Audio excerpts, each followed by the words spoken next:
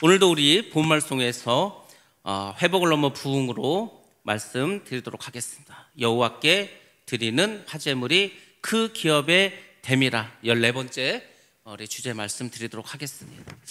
많은 사람들이 이 휴가철을 맞이해서 이제 여행을 하게 됩니다. 물론 이제 국내에도 많은 여행지가 있는데 특별히 해외로 나가시는 분들이 있습니다. 그럼 외국에 나갈 때 이제 비행기를 타고 가겠죠. 비행기를 타고서 불과 몇 시간을 가다 보면은 다른 나라에 가게 됩니다. 근데 참 신기한 게 이게 나라가 달라지면은 기본적으로 언어가 달라지고 음식이 달라지고 문화가 달라집니다. 그래서 우리가 처음에 이제 다른 나라에 가게 되면은 굉장히 적응하기 힘듭니다. 언어가 다르니까 말도 통하지 않고 음식도 맞지 않고 더군다나 기후도 맞지 않습니다. 나라가 다르면은 굉장히 힘듭니다. 제가 왜 이 말씀을 드리냐면은 하나님께서는 결국 우리에게 말씀하시는 게 뭐냐면 나라에 대해서 말씀하신다. 나라. 그러니까 굉장히 나라가 중요하죠.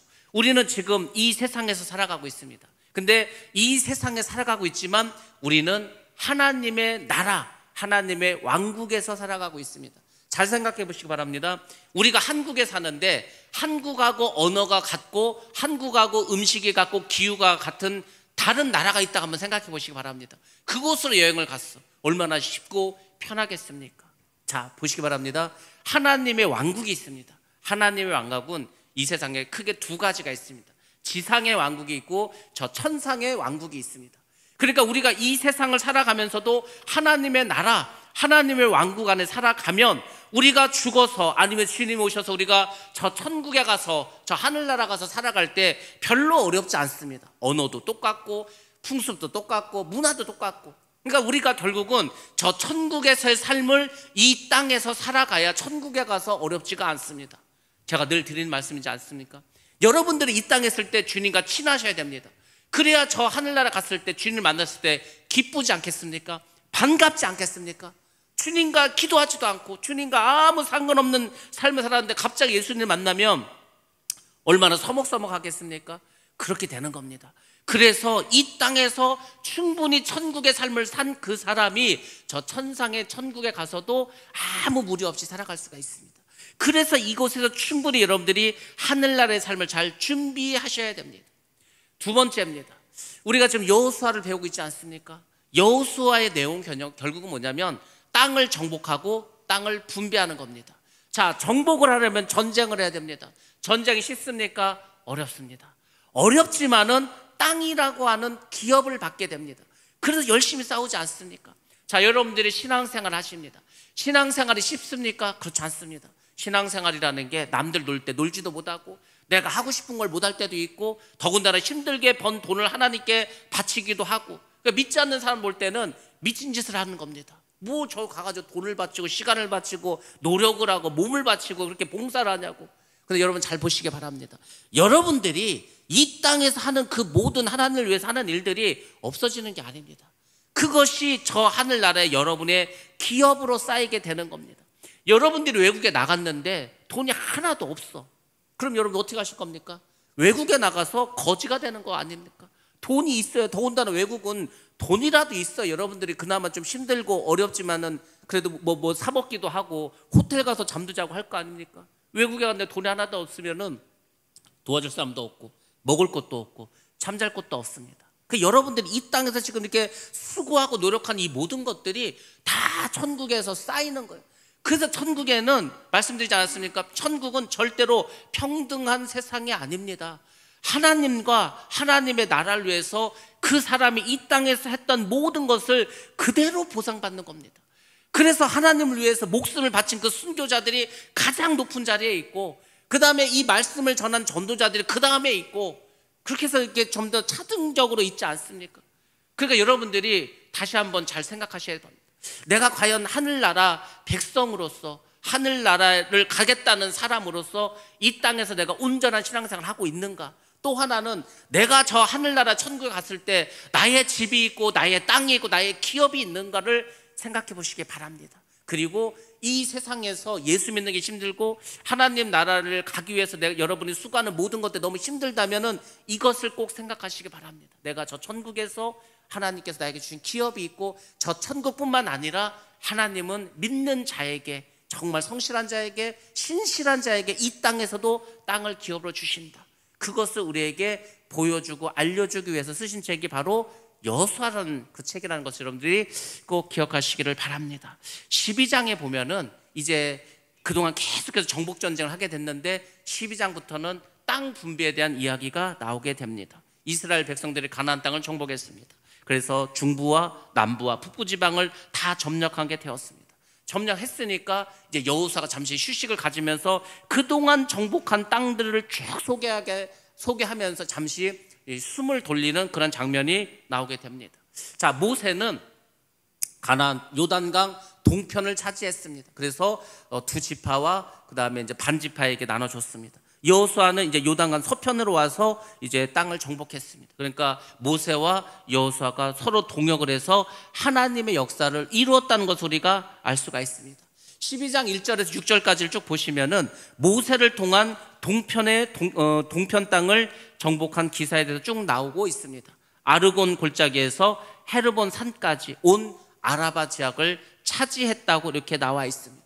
자, 당시의 모세는 사실은 그 지역을 굳이 이렇게 빼앗을 생각이 없었습니다. 왜냐하면 어차피 이들이 가나안 땅에 가야 됩니다. 가나안 땅은 요단강 서편 땅입니다. 그러니까 그쪽 땅만 있으면 되는데 왜 굳이 동편 땅을 이렇게 정복하게 되었을까? 이유가 있습니다. 자, 요단강 동쪽에는 바산 왕이 있었습니다. 바산 왕 옥이 있었고 헤스본 왕이 있었습니다. 시온이라고 하는 두 왕이 있었습니다. 그래서 이제 모세가 이 두 왕에게 이제 전가를 보냅니다. 아, 우리가 요단강을 건너서 저 가나안 땅에 들어가라고 하는데 그러려면은 당신들의 땅을 지나가야 된다. 그러니까 우리가 아무 짓도 안 하고 조용히 지나가게만 할 테니까 우리에게 길을 내달라고 이야기를 합니다. 그러면은 그냥 길만 내주면 아무 일도 없었을 건데 굳이 이 바산왕 옥과 헤스보나 왕 시온은 어떻게 했습니까? 그 말을 믿지 못했어. 그래서 이 모세가 한 말을 듣지 않고 어떻게 했습니까? 군사를 거느리고 와서 전쟁을 벌이게 되었습니다. 그 사실은 모세는 굳이 싸울 필요가 없고 길만 그냥 지나가면 됐는데 전쟁을 하게 되었습니다. 그리고 결국 모세가 두 왕을 필멸시켰습니다. 그리고 그 땅도 차지하게 되었습니다. 자, 여러분들 여기서 첫 번째 알아야 될 중요한 팁이 하나 있습니다. 그것은 뭐냐면 하나님과 하나님의 종을 신뢰하지 않는다. 그러면 그 사람은 무조건 어려움을 당한다는 겁니다. 일단 하나님을 여러분이 믿지 않아. 아니, 하나님을 믿지 않으면 교회를 왜 다니십니까? 하나님을 믿지 않는데, 예수 그리스도를 믿지 않는데 교회를 다닌다? 그건 정말 이상하지 않습니까? 반대로 말씀드려서 내가 교회를 다닌다는 것은 하나님과 주님 예수 그리스도를 당연히 믿고 신뢰한다는 거 아닙니까? 그렇다면 여러분들 그 하나님의 대리인 주의 종도 여러분들이 신뢰해야 됩니다. 하나님은 믿으셔야 되죠. 근데 주의 종은 믿을 필요는 없습니다. 신뢰는 하셔야 됩니다. 이게 굉장히 중요합니다. 왜냐하면 여러분을 위해서 그렇습니다. 바산왕 옥과 헤스본 그 시온이 이 모세만 그냥 신뢰했다면 아, 저 사람이 우리를 굳이 공격하지 않는데 길만 그냥 빌려달라고 해서 그러면 길만 빌려주자면 절대 망할 일이 있습니까? 근데 굳이 그걸 믿지 못해서 전쟁을 벌여요. 지금 모세와 이스라엘은 하나님이 함께 하시기 때문에 무조건 이깁니다. 하나님의 사람은 절대로 여러분 못 이깁니다. 하나님의 사람을 어떻게 이깁니까? 여러분 성경 보시기 바랍니다. 성경 보시면 많은 선지자들과 하나님의 사람들이 나옵니다. 그 선지자들과 하나님의 사람을 이긴 그런 국가나 어떤 왕이 있는 거 보셨습니까? 절대 못 이깁니다. 하나님이 함께 하시기 때문에. 그 강력했던 애굽의 바로도 결국은 모세를 이깁니까? 절대 못 이깁니다. 그러니까 여러분들이 주의 종과 싸워서 절대 이길 수가 없습니다. 이길 수가 없죠. 하나님 함께 하는데. 그래서 여러분들이 믿으시고 신뢰해야 되는 게 굉장히 신앙생활하는데 중요합니다. 물론 하나님을 믿고 주님을 잘 믿어야 되겠죠. 근데 그 하나님과 예수님에게로 여러분을 인도하는 그 주의 종을 잘 믿고 따르시면은 여러분들이 복을 받게 되어 있습니다. 그래서 여러분들이 이것을 요 기사를 통해서 잘 기억하셔야 됩니다. 그 다음에 12장 7절에서 24절은 이제 여호수아를 통해서 요단강 서편 땅을 정복했던 그 기사들에 대해서 쭉 이야기가 나옵니다. 그것은 제가 지금까지 여러분에게 매주마다 말씀드렸던 거 아닙니까? 자세히 말씀드렸습니다.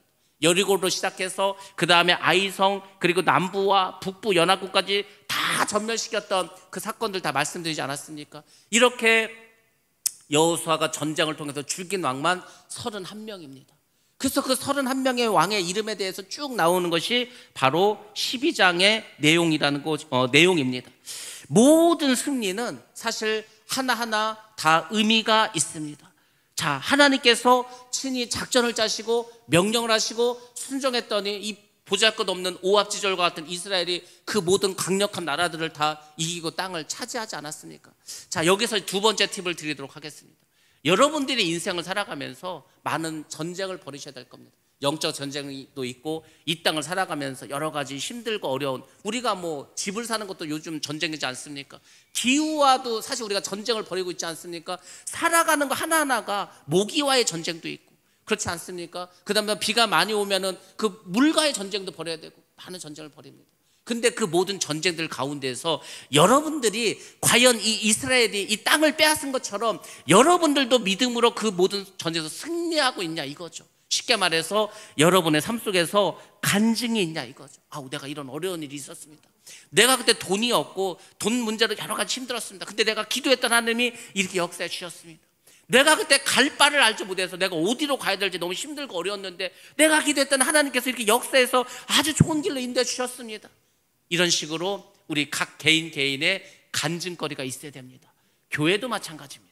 교회도 간증거리가 있어야 합니다. 우리 교회가 처음에 이제 개척을 해서 계속해서 발전하고 부흥하는 그 단계마다 어려움이 있었겠죠. 근데 그 어려움마다 하나님께서 어떻게 역사하셨는가, 어떻게 역사하셔서 오늘날에 우리 교회를 만들었는가. 우리가 지난주에 38주년 창립 예배를 드렸습니다.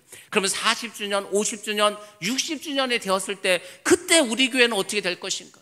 제가 처음에 부흥을 선포하면서 여러분에게 드릴 말씀이 뭡니까? 제가 앞으로 한 20년 정도를 여기서 더 목회를 해야 되는데 만약에 우리가 지금 이 상태로 20년을 지나버리면 그때 우리 교회는 반도 남지 않는다. 그렇지 않습니까? 20년이 지나면 여러분 나이에서 20을 더해 보시기 바랍니다. 어떻게 될 것인가? 새로 들어온 사람은 없고 계속해서 세월만 흐르면 그냥 고사당하는 거 아닙니까? 교회가 반쪽 나지 않습니까? 그렇기 때문에 지금이라도 우리가 부흥하고 성장해야 된다. 그렇지 않으면 우리 교회가 다 사라진다. 우리 교회뿐만 아니라 이 땅에 있는 모든 교회들이 다 사라지지 않겠습니까?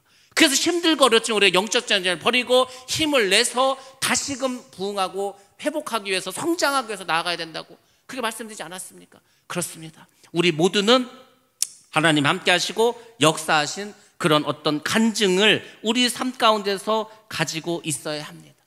정복의 역사는 모세를 통해서 여호수아까지 계속해서 이제 계승이 됩니다. 하나님은 시대마다 주의 종을 세워주시고 시대마다 그 주의 종을 통해서 역사하고 계십니다.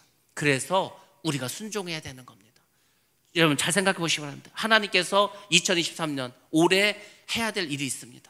그래서 이제 누군가를 부르겠죠. 어떤 교회를 부르시겠죠. 그 사람과 그 교회 일을 맡기십니다. 근데 그들이 그를 감당하지 않아. 막 나태해, 게을러, 순종하지 않아. 그럼 하나는 어떻게 하는지 아십니까? 그 일을 다른 사람과 다른 교회로 옮겨버리십니다. 그러니까 우리가 순종하지 않으면, 우리가 복받을 기회를 놓쳐버리면 언제 그 기회가 다시 올지 아무도 알 수가 없습니다. 하나님 항상 사람을 세우십니다. 그리고 교회를 세우십니다. 그리고 그 교회와 그 사람들 통해서 하나님의 일을 해나가고 계십니다. 그래서 우리가 마지막 때 필요한 이 축복이 뭐라고 했습니까? 바로 쓰임받는 축복이라고 말씀드릴 겁니다. 쓰임받는 축복. 여러분들이 지금 쓰임받지 않으면 언제 쓰임받으실 겁니까? 앞으로 가면 갈수록 기회는 더 줄어들 텐데. 제가 이렇게 쭉 보니까 전 세계를 다 기억해 봤을 때 정말 하나님을 믿는 나라, 특별히 예수 그리스도를 구주로 믿는 그 나라와 사람들 많지 않습니다. 특히 이 동아시아를 보면은 중국이고 일본이고 뭐 다 마찬가지입니다. 동남아도 마찬가지도 대부분은 불교 아니면은 뭐 도교 아니면은 일본 같은 경우에는 그들이 믿는 토속신앙이 있지 않습니까? 신교. 그러니까 교회도 별로 없고, 그 다음에 유럽을 가더라도 그 교회가 많은 것 같지만 실제 교회가 아닙니다. 전부 성당입니다. 근데 그 성당도 성도가 별로 없습니다. 교인도 별로 없습니다. 정말 예수를 믿는 사람들, 예수를 믿는 나라가 별로 없구나. 가면 갈수록 줄어들어. 우리나라도 지금 계속 줄어들고 있지 않습니까? 그러니까 이 마지막 때에 하나님께서 하실 일이 있습니다. 그게 뭡니까? 마지막으로 하나님께서 늦은 비를 내리셔서 이제 많은 사람들이 주 앞으로 돌아오는 마지막 부흥을 주신다고 하지 않았습니까? 제가 지금 부흥을 선포한 이유는 하나님의 마지막 부흥을 우리가 받기 위해서입니다. 그래서 마지막 때 우리가 부흥하는 거예요. 그리고 바로 주님이 오시지 않습니까? 정말 마지막 때. 그래서 정말 마지막 때 우리가 쓰임 받자는 거. 그 지하 공간도 왜 우리가 사용하려고 하면, 물론 우리 교회 안에 있는 건물이지만 그 건물을 우리 성도들도 사용하고 이 금산 지역에 있는 그런 많은 학생들, 무슨 자녀들이 어찌하든지 그걸 참 활용할 수 있도록, 그래서 교회를 어찌하게 와야 될 거 아닙니까? 그냥 나가서 우리 초등학생들, 중고등학생들한테 교회 와서 예배드리자고 하면 누가 오겠습니까? 오지 않죠. 그러니까 이 공간을 빌려주는 거, 우리가 군청에 빌려주고 교육청에 빌려줘서 우리가 이곳에서 우리 금산에 있는 청소년들을 위해서 이 공간을 우리가 내놓겠다. 그러니까 이제 여기 뭐 설비도 해야 되고 설치도 해야 되고 뭐도 뭐 만들어야 되지 않겠냐. 그런 돈을 달라 이거죠, 예산으로. 우리가 여기다 설치하고 운영을 하겠다고. 그렇게라도 해서 접촉점을 가져서 오지 않으면은 요즘 학생들이 누가 지금 오겠습니까? 여러분들, 우리가 지난 주간에 계속해서 안 좋은 소식들을 들었습니다. 그 분당에 가면 서현역이 있는데 거기서 이 젊은 청년이 그냥 묻지마 살인을 벌였습니다. 차를 끌고 가서 지나간 사람을 쳐버리고 칼을 들고 나와서 지나다니는 사람을 막 찔러서 많은 사람들이 부상당하지 않았습니까? 근데 그 학생이 가만히 보니까 영재고에 가려고, 특목고에 가려고 공부했던 학생입니다. 제가 가르친 학생들 중에서도 그런 아이들이 있습니다. 얘들은 태어나서부터 유치원 때부터 그냥 학원을 가는 거예요. 영어 학원을 가고, 그 다음에 이제 뭐 과학 학원을 가고, 초등학생인데 고등학교 수학책을 풉니다. 그리고 방학만 나면 무슨 캠프 해가지고 카이스트에 사는 캠프, 뭐 충대에 사는 캠프 맨날 가는 거예요. 토요일 일요일도 없습니다. 토요일 일요일은 밤새도록 막 과외를 막 몇 가지를 해야 되는 거예요.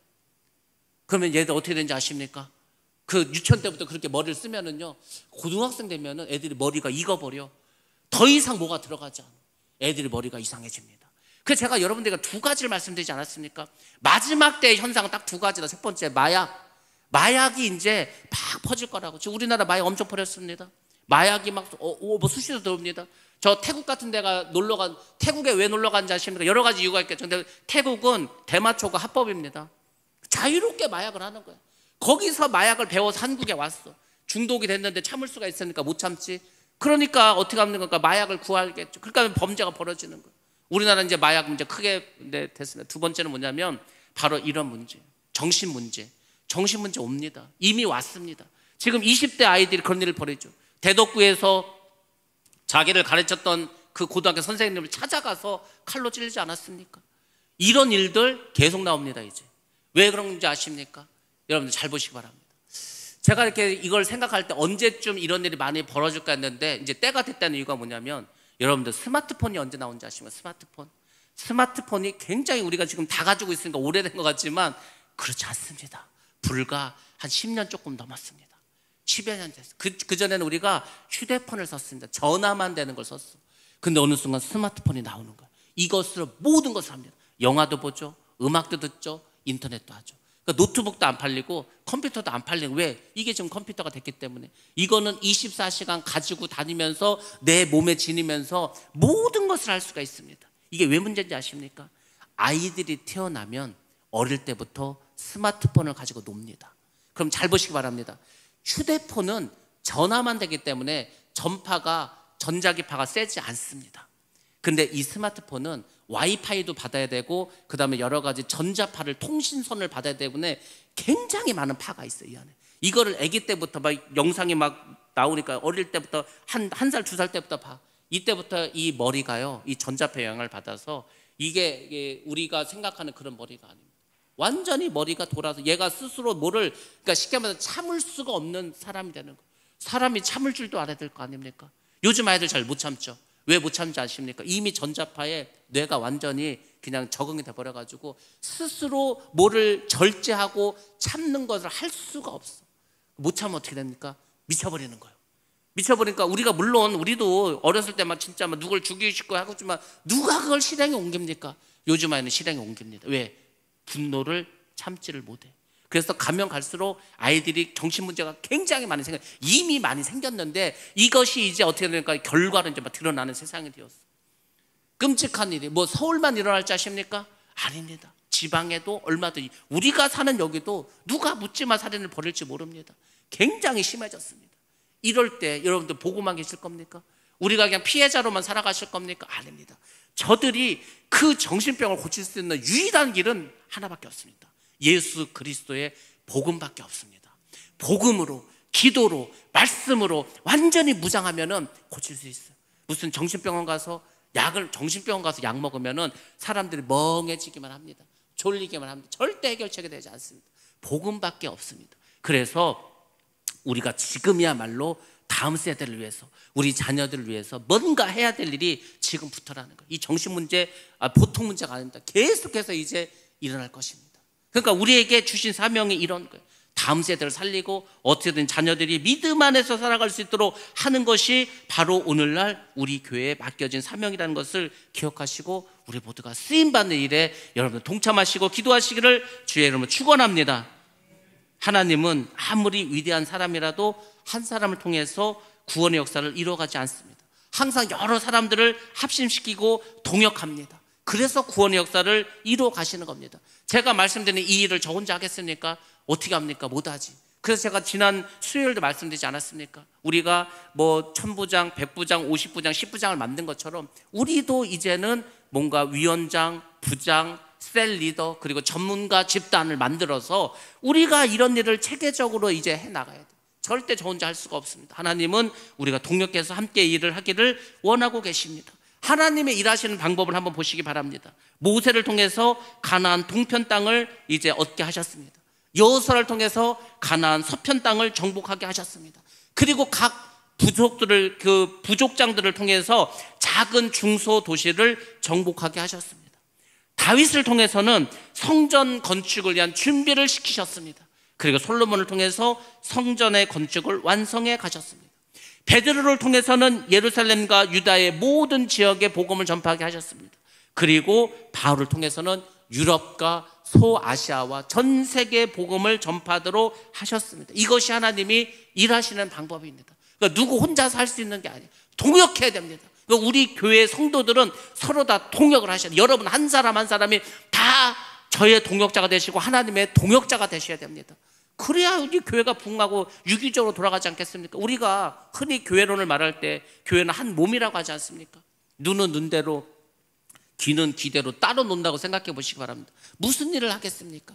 이 머리 예수 그리스도를 머리로 해서 유기적으로 돌아갈 때 그 사람이 건강한 것처럼 우리 교회도 건강한 교회가 되려면 이렇게 잘 조직하고 서로 협력하고 동역하는 역사가 이루어져야 할 줄로 믿습니다.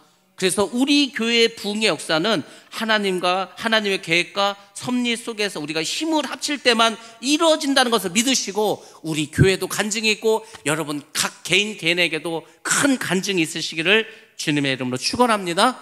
예, 여기까지가 12장의 말씀입니다. 13장의 말씀입니다. 13장은 땅 분배와 특별히 레위 지파의 축복에 대해서 나와 있습니다. 먼저 여러분들이 우리가 이스라엘 하면 이제 총 지파가 몇 개가 있습니까? 12지파가 있지 않습니까? 그래서 우리는 그냥 흔히 생각하기로 야곱의 아들이 12명이니까 12지파겠구나 이렇게 생각하시죠. 근데 그렇지 않습니다. 조금 여러분들이 요 점에 대해서는 좀 정리를 하실 필요가 있습니다. 사실 야곱은 12명의 자녀를 낳습니다. 그 12명의 자녀 중에서 우리가 잘 아는 요셉이 있습니다. 요셉은 그 가문을 살린 사람이지 않습니까? 그래서 하나님께서 요셉은 2지파를 주셨습니다. 2지파를 줬다는 게 뭐냐면 요셉에게는 2명의 아들이 있었습니다. 므낫세와 에브라임이 있었어. 므낫세와 에브라임은 요셉의 아들이니까 한 학년 아래에 있죠. 근데 하나님께서 이 한 학년 아래에 있는 므낫세와 에브라임을 학년을 높이십니다. 그래서 요셉과 같은 학년로 만들어 주시는 거예요. 쉽게 말해서 요셉에게 그래서 2개의 지파를 주십니다. 그러면 이제 어떻게 되는 거예요? 총 13지파가 되지 않습니까? 근데 그 중에서 한 지파를 하나님께서 구별하십니다. 빼십니다. 왜? 이 지파는 나의 것이다. 야곱의 아들이 아니라는 거예요. 내 소유라는 거예요. 그래서 한 지파를 뺍니다. 그 지파가 바로 레위 지파입니다. 그러니까 13개 중에서 레위 지파를 빼니까 12지파가 남죠. 그래서 우리가 이스라엘을 총 12지파다 이렇게 이야기를 합니다. 자, 그러면 하나님께서는 왜 굳이 레위 지파를 구별시켰을까? 그래서 왜 하나님의 소유로 만드셨을까? 이유가 있습니다. 하나님은 레위 지파를 통해서 이스라엘의 그 각각의 지파들에게 복을 주시기를 원하셨습니다. 이것이 핵심이고 이것이 키포인트입니다. 여러분들 잘 보시기 바랍니다. 원래 레위 지파는 저주받은 지파였습니다. 원래 저주를 받았어.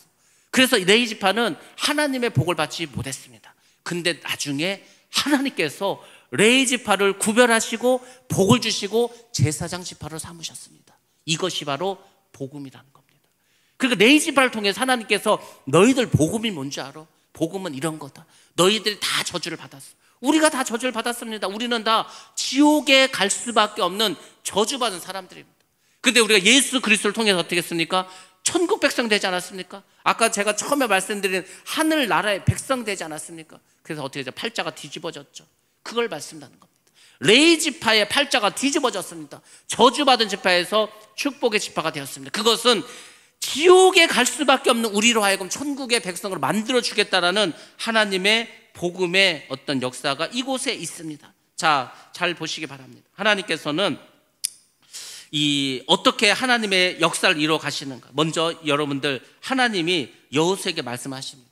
너희가 지금 이 요단강을 건너서 이 서편 땅을 다 정복해야 되는데 아직도 정복하지 못한 땅이 있다고 말씀하십니다. 너희들이 앞으로 이 남은 땅을 어디까지 다 정복을 해야 된다. 근데 그 땅을 아직 다 정복하지 못했습니다. 근데 하나님이 어떻게 일하시는 보시기 바랍니다. 하나님이 아직 정복하지도 않은 땅을 분배하십니다. 너희는 이 지역에 너희 지파는 이 땅을 가져라. 하나님, 그 땅은 아직 우리가 정복하지 못했는데 그 앞으로 정복할 거니까 너희들 그냥 믿고서 그 땅을 니들이 차지해. 이렇게 해서 하나님께서 땅을 계속해서 나눠주십니다. 그래서 이 가나안 서편에는 9개의 지파, 그리고 므낫세 지파 중에서 이 므낫세는 반은 요단강 동편에서 땅을 얻고 또 나머지 반은 요단강 서편에서 땅을 얻게 됩니다. 그래서 항상 므낫세 반지파라고 이렇게 우리가 이야기하는데, 그래서 이 가나안 서편에는 9지파와 므낫세 반지파에게 땅을 이게 나눠주게 됩니다. 근데 그때 요 당시가 지금 여호수아가 나이가 100세가 되었습니다. 100살이면 이제 은퇴해야죠 이렇게 말하겠죠. 근데 하나님이 말합니다. 100세가 된 여호수아에게 말합니다. 레바논부터 시작해서 미스로봇 마임까지 거기에 있는 모든 거민들을 몰아내고, 거기 시돈 땅인데 그 지역까지 하나님께서 주시겠다고 합니다. 그러니까 너희들 땅을 나눌 때 그 지역을 아직 정복하지 못했다고 해서 놔두지 말고 그 땅까지 다 이제 확보를 해 줄 테니까 그래서 믿음으로 믿고서 그 지역을 분배하라고 이야기를 합니다. 그리고 요단강 동편은 우리가 처음에 시작할 때 말씀드린 것처럼 루벤과 갓지파와 므낫세 반지파에게 이미 이제 분배를 합니다. 근데 이 지역도 조금 문제가 있습니다. 왜냐하면 이 지역, 그러니까 가나안 동편도 그슬과 마아가 땅은 얻지를 못했습니다. 잘 보시기 바랍니다. 하나님께서는 너희들 요단강 동편 땅을 내가 줄 건데 그 땅에 어디까지 구슬과 마아갓도 너희들 땅을 차지하라고 했어. 근데 땅을 얻지 못했습니다. 왜 얻지 못했는가? 이게 이제 중요합니다. 우리가 신앙생활하면서 가져야 될 세 번째 팁이 바로 이겁니다. 이 땅을 못 얻은 게 아니고 얻지 않았습니다. 쉽게 말해서 못한 게 아니고 안 했다는 겁니다. 우리가 신앙생활을 하면서 인생을 살아가면서 내가 능력이 없어서 못한 것이 있습니다. 못한 거 많지 않습니까? 여러분들 못한 거 많습니다. 근데 여러분 잘 보시거나 내가 할 수 있는데 안 한 것도 있습니다. 지금 이 땅이 그런 거예요. 이 두 지파 반이 얼마든지 정복전쟁을 벌여서 그 땅을 빼앗을 수 있어요. 왜? 하나님 주시겠다고 했으니까. 근데 안 했다는 겁니다. 우리가 인생을 살아가면서 1%의 원리라는 말이 있습니다. 이게 뭔지 아십니까? 그까짓 거 그냥 대충 해 괜찮어 이런 거 있지 않습니까? 대충 해 괜찮어 이런 것들 참 많습니다. 딱 한 잔 한다고 무슨 일 벌어지겠어? 담배 한 대 더 핀다고 해서 그게 무슨 문제가 되겠어? 그게 무슨 죄가 되겠어? 여러분들, 우리가 암에 걸리는 거는 언제 암에 걸린지 아십니까? 여러분들 이미 다 지금 암에 걸려 있습니다. 암세포는 모든 건강한 사람들 몸속에도 다 있습니다. 근데 이게 작을 때는, 조그말 때는 별거 아닙니다. 내비두면 커집니다. 그러면 암이 되는 겁니다. 그러니까 항상 여러분들 그걸 기억하셔야 돼요. 우리가 신앙생활 하면서 이까짓 거 뭐 괜찮아 이 정도 가지고 뭐, 아니 하나님이 뭐라 하겠어. 제가 그 단식을 했을 때 너무 목이 말랐을 때 마귀가 저에게 했던 그 두 번째 말이 뭡니까? 야, 하나님이 물 한 모금 먹었다 널 벌 주시겠냐? 이렇게 네가 지금 기도를 하고 이렇게 금식까지 하는데 하나님이 이미 기뻐하시니까 물 딱 한 모금만 먹으라고. 그렇죠? 한 모금 먹는다고 뭐 큰일이 벌어지겠습니까? 근데 하나님은 그렇게 역사하지 않습니다. 마귀는 우리에게 죄를 항상 그렇게 유혹을 합니다. 뭐 딱 한 번 예배 빠진다고 뭐 무슨 일이 벌어지겠냐? 우리가 뭐 딱 한 번 죄 진다고 해서 무슨 일이 생기겠냐? 이런 부지와 대충 이런 일이 벌어지면 여러분들 어떻게 되는지 아십니까? 여러분의 삶 속에서 절대 아무 기적이 벌어지지 않습니다. 여러분의 삶 속에서 뭘 간증할 거지가 하나도 없습니다. 쉽게 말해서 하나님이 주시는 복을 받을 수가 없습니다.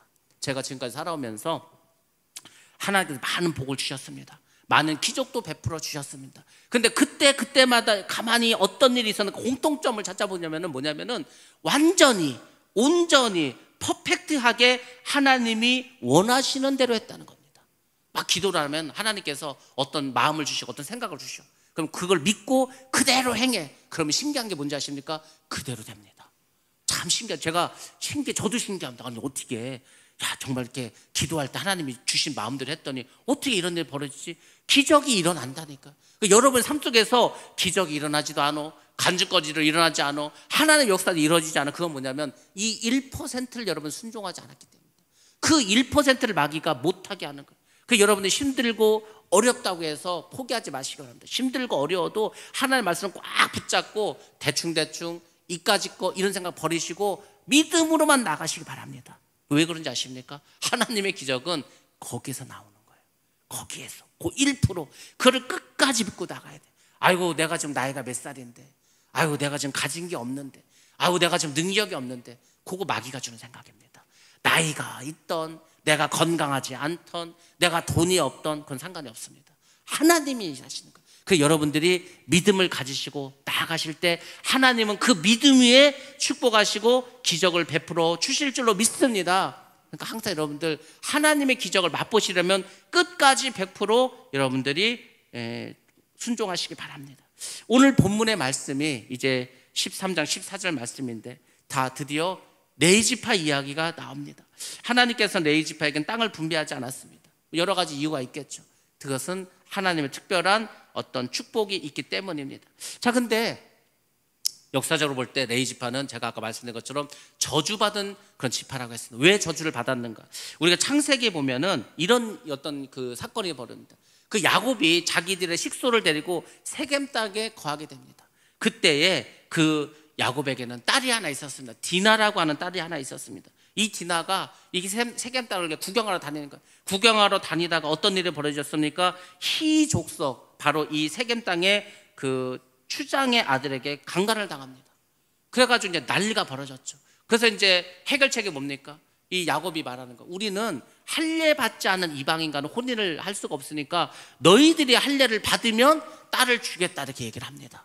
그래서 이제 모든 남자들이 다 할례를 받게 됩니다. 근데 그때 어떻게 했습니까? 바로 이 레위가 시므온과 함께 가서 거기 있는 할례 받은 모든 남자들을 막 한참 고통스러워 다 죽여버립니다. 근데 하나님이 보실 때 그들이 어땠습니까? 하나님이 보실 때 그들의 행동이 옳은 행동이 아니었습니다. 너무나 잔인했습니다. 그러니까 하나님께서 너희들 왜 죄 없는 사람까지 죽이냐 이거. 물론 가나안 땅을 진멸할 때는 모든 사람 다 죽이라고 했죠. 그건 하나님의 명령이니까 죽여도 됩니다. 근데 이거는 하나님이 죽이라는 거 한 번 나오지도 않습니다. 근데 자기들이 멋대로 가서 전부 다 칼로 죽여버립니다. 그래서 그 사건 때문에 야곱이 죽으면서 이 자녀들에게 이제 여러 가지 자기가 죽으면 유언을 하면서 특별히 이 사람에게는 이제 하나님께 저주의 말을 선포합니다. 자, 뭐라고 이제 레위에게 말하는지 한번 보시겠습니다. 창세기 49장 6절에서 7절 말씀 보겠습니다. 시작.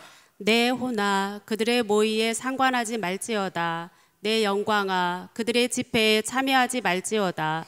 그들이 그들의 분노대로 사람을 죽이고 그들의 혈기대로 소의 발목 힘줄을 끊었음이로다. 그 노여움이 혹독하니 저주를 받을 것이요 분기가 맹렬하니 저주를 받을 것이라. 내가 그들을 야곱 중에서 나누며 이스라엘 중에서 흩으리로다. 아멘. 야곱 중에서 나누고 이스라엘 중에 흩으리로라. 그래서 레위 지파는 숫자도 아주 적습니다. 흩어져 버렸어. 같이 살지도 못했습니다. 땅도 받지 못했습니다. 이렇게 저주를 받았던 레위 지파가 어떻게 복을 또 받았는가? 어떻게 팔자가 뒤집어졌는가? 그래서 예수를 믿는 우리는 숙명론에 빠져서도 안 되고 운명론에 빠져서도 안 됩니다. 숙명론과 운명론은 불교에서 말하는 겁니다. 야, 이번 생은 내가 그냥 뭐 토끼로 태어났으니까 토끼로 살자. 다음번에 잘 환생하자. 그거 아닙니까? 아니면 이번 생에서 내가 적선을 잘 선을 많이 쌓아갖고 다음번에는 귀족으로 태어나 왕으로 태어나죠. 이게 불교지 않습니까? 그러니까 이 생에서 태어난 그 숙명대로 운명대로 그냥 사는 게 그게 불교입니다. 기독교는 그게 아니에요. 기독교는 어떤 저주 아래 태어났던지 어떤 삶 속에 태어났는지 그 하나도 중요하지 않습니다. 그것을 얼마든지 뒤바꿀 수 있는 게 바로 기독교고 바로 그것이 복음이라는 겁니다. 자, 어떻게 해서 이런 일이 벌어지고 축복으로 바뀌게 되었습니까? 이것도 이제 우리가 출애굽기에 나오는 사건인데 모세가 시내 산으로 올라갔습니다. 그곳에서 하나님께 10개의 계명을 받습니다. 잘 알지 않습니까? 근데 중요한 거는 그때 모세가 40일 동안 내려오질 않았습니다. 그러니까 이스라엘 백성들 보니까 모세가 산에 올라갔는데 40일이 지나도 내려오질 않는 거예요. 그러니까 어떻게 슬슬 불안하지. 야, 이 모세가 우리를 출애굽을 시켜놓고 지 혼자 도망갔나 보다. 우리를 이 광야에서 그냥 죽게 하나 보다.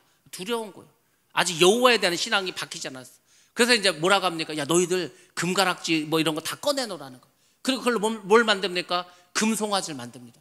그리고 그 금송아지가 예배를 드리면서 이 신이 우리를 이곳에서 인도해냈다고 하면서 막 거기서 막 춤을 추고 먹고 마시고 난리를 피지 않았습니까?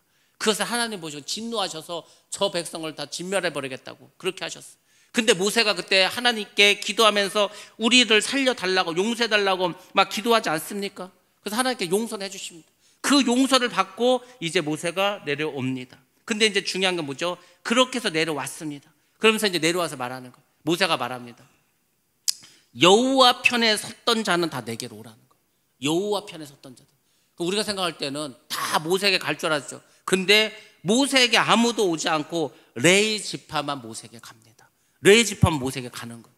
그때 모세가 레위 지파한테 명령을 합니다. 너희들 다 칼을 잡고 너희 동족을 죽이라는 거예요. 여러분 같으면은 아니 세상에 칼을 주고서 너희 친척들 너희 형제들 죽이라고 하면 죽일 수 있습니까? 근데 레위 지파는 그 모세의 명령대로 칼로 동족을 죽입니다. 몇 명이나 죽이냐면 3,000명이나 죽여요. 3,000명이 죽을 때까지 그냥 보고만 있었습니다. 모세도. 하나님의 진노가 그렇게 컸던 거예요.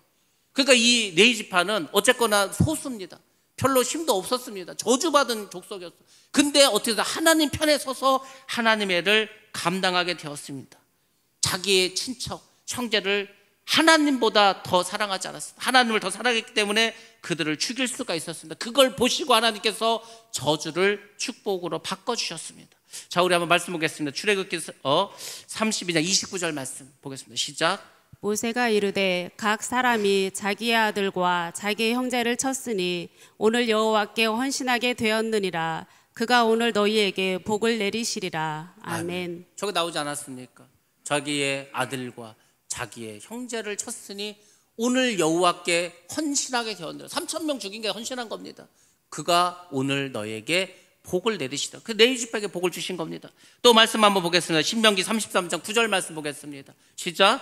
그는 그의 부모에게 대하여 이르기를 내가 그들을 보지 못하였다 하며 그의 형제들을 인정하지 아니하며 그의 자녀를 알지 아니한 것은 주의 말씀을 준행하고 주의 언약을 지킴으로 말미암음이로다. 아멘. 주의 말씀을 준행해서 3,000명을 죽이고 주의 언약을 지켜서 결국 레위 지파는 저주받은 지파에서 축복의 지파로 바뀌게 되었다는 겁니다. 가족보다도 하나님을 더 사랑하는 것은 위대한 믿음입니다. 그것을 아브라함이 보여주지 않았습니까? 아들 이삭을 바침으로 결국 하나님을 더 사랑하는 것을 이제 우리에게 보여주고 있습니다. 그런 자에게 하나님 어떻게 하는 자십니까? 복을 주십니다. 그래서 이 레위 지파에게 어떤 복을 주셨습니까? 바로 하나님께 드리는 11조와 예물을 먹게 하셨습니다. 그리고 그들을 축복의 통로로 사용하셨습니다. 그래서 레위 지파 중에서 아론의 후손을 들어서 제사장으로 삼아 주셨습니다. 이 모든 일들을 보실 때 하나님이 어떤 하나님인가를 여러분들 깨달으셔야 됩니다. 하나님은 질투하시는 하나님입니다. 하나님 질투가 많으신 분입니다. 여러분들이 하나님보다 뭘 자꾸 사랑하면은 하나님 질투하십니다. 복을 받지 못합니다. 그러니까 여러분들이 어차피 하늘나라 백성이 되고 하늘나라에 가서 살 것이면 하나님을 가장 사랑하시기 바랍니다. 그분의 뜻대로 살아가시기 바랍니다. 그러면 하나님만 사랑하면 어떻게 하냐고. 하나님만 사랑하면 하나님이 그 나머지는 다 알아서 책임져 주십니다. 그게 하나님의 사랑이에요. 근데 우리는 그 믿음이 없으니까 자꾸 세상을 먼저 사랑하고 다른 것을 먼저 사랑합니다. 그 하나님이 원하시지도 않고 그 사람에게 하나님이 복을 주시지도 않습니다. 하나님은 하나님을 더 사랑한 자에게 복을 주십니다. 그 예수님의 가장 중요한 그 명령과 계명도 바로 이것입니다. 예수님이 뭐라고 말씀하셨습니까? 너희가 하나님을 사랑할 때 어떻게 하랬습니까? 마음을 다하고 목숨을 다하고 힘을 다하고 뜻을 다하여 주 너희 하나님을 사랑하라고 했습니다. 먼저는 하나님을 사랑해. 먼저는 하나님을 사랑하는데 어떻게 사랑하겠습니까? 지금 나오지 않습니까? 지금 말하는 너희 마음을 다해야 돼. 마음을 다해서, 목숨을 다해서, 힘을 다해서, 뜻을 다해서 먼저 하나님을 사랑하라고. 그 다음에 뭐라고 했습니까? 내 이웃을 내 몸과 같이 사랑하라고 했어요. 이것도 예수님이 하신 말씀. 하나님을 먼저 사랑하는 것이 여러분이 복받는 길임을 꼭 깨달으시기 바랍니다.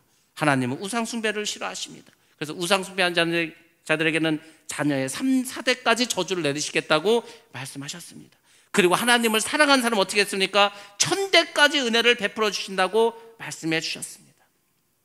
우리가 인생을 살아가다 보면 죄를 지을 수도 있습니다.